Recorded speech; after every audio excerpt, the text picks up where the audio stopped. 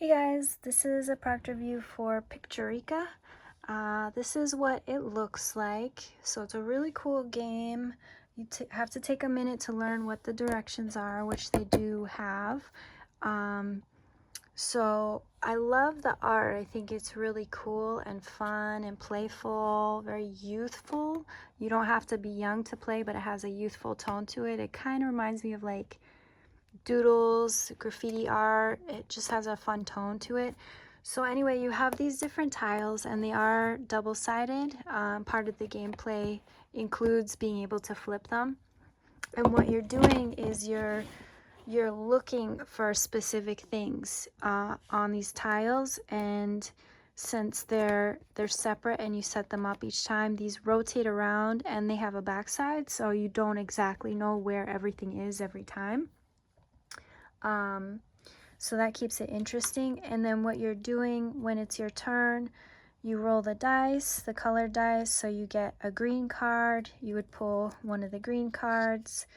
So this says stinky things, and as you can see, there's Spanish underneath. So this is one of the few games I've seen that has that bilingual duality to it, where you could be a Spanish speaker and use it, or it might be where I grew up, but especially a lot of people I know have Spanish-speaking parents, even though they grew up in America with English in school. So I love this. I think that's great for a list of reasons. And for me, I like learning Spanish, so this is a great game for learning a little bit of Spanish, practicing some of it. So anyway, back to the gameplay. You get green, so that means you pull one of these cards. Some of them have writing, like women or mujeres. And then some of the other ones, I think is it the blue cards? The blue cards just have drawings. So you have like the anchor. You have to look for where the anchor is across this entire board. And you're either doing it on your own with this timer, and you have to get it in time, or everyone that's playing has to find it, and they're all looking for it, and the person who gets it gets the card. And when you have, and getting the card is like getting the points. When you have 6 of them, you win.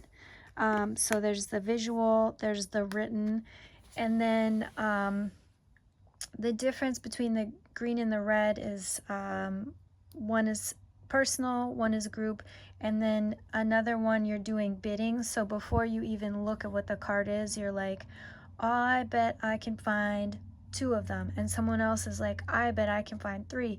So if they can find 3 in the timer, then they would get the points. So this is a little if you're confused, it spells it out in the directions, but basically there are a few different ways to go about finding things, either as a group or as an individual. And you have the Spanish speaking, and when you're doing it as an individual, you have the timer. So in case you didn't see it, the anchor is here, and it took me a minute to find where it was. So I'll just show you a little bit of some of the drawings that are on here. Really fun little doodles. It reminds me of like my notebooks when I was in high school a little bit. So super cool. I flipped one of them. I'll flip this one too. Oh, and I didn't mention that's part of the gameplay too. Some of these cards, when you're in the stack, this one is telling you to rotate. So that's your gameplay. You have to rotate one of them.